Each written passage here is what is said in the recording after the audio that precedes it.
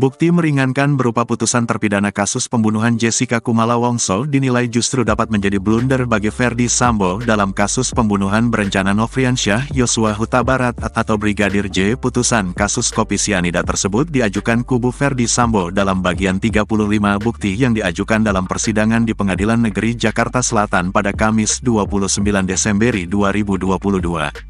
Anggota tim kuasa hukum Ferdy Sambo dan Putri Chandrawati, Febri Diansyah menyebut kasus Jessica Wongso menjadi contoh bahwa motif menjadi pertimbangan dalam setiap perkara pembunuhan berencana. Kasus kopi sianida beracun yang menewaskan Wayan Mirna Salihin pada 2016 lalu menyita perhatian banyak pihak.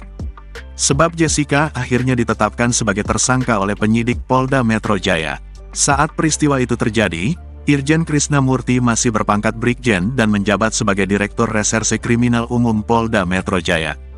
Sedangkan Ferdy Sambo menjabat Wakil Direskrimum Polda Metro Jaya. Keduanya turut menangani kasus itu.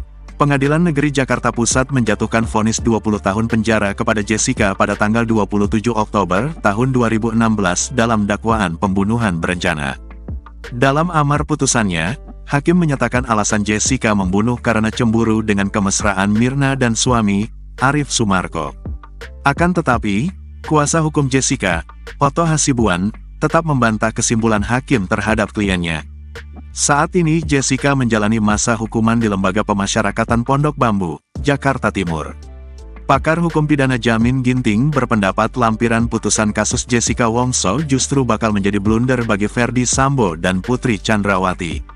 Pasalnya antara kasus Sambo dan kopi sianida justru tidak memiliki banyak kesamaan. Jamin Ginting malah menemukan ada 4 perbedaan dari kasus pembunuhan berencana Brigadir J dengan Jessica Kumala Wongso. Pertama ada subjek pelaku tindak pidananya. Dalam kasus kopi sianida pelakunya merupakan sipil. Sedangkan Brigadir J pelakunya merupakan seorang jenderal yang memiliki kuasa. Yang sampai saat ini dalam proses pembuktian di persidangan, Sambo juga melibatkan anak buahnya. Nah, perbedaan kedua Jamin Ginting menilai lampiran bukti yang diniatkan meringankan hukuman, malah bakal memberatkan.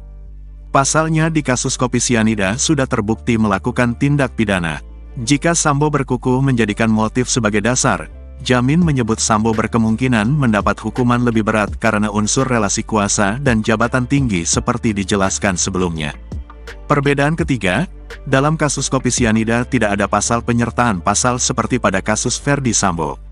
Perbedaan terakhir, dalam kasus Jessica Kumala Wongso tidak ada perintangan. Sedangkan Ferdy Sambo, kita ketahui bersama ada perintangan terhadap penyidikan. Jika memang niat kubu Ferdy Sambo menunjukkan bukti motif, hal itu justru menjadi blunder.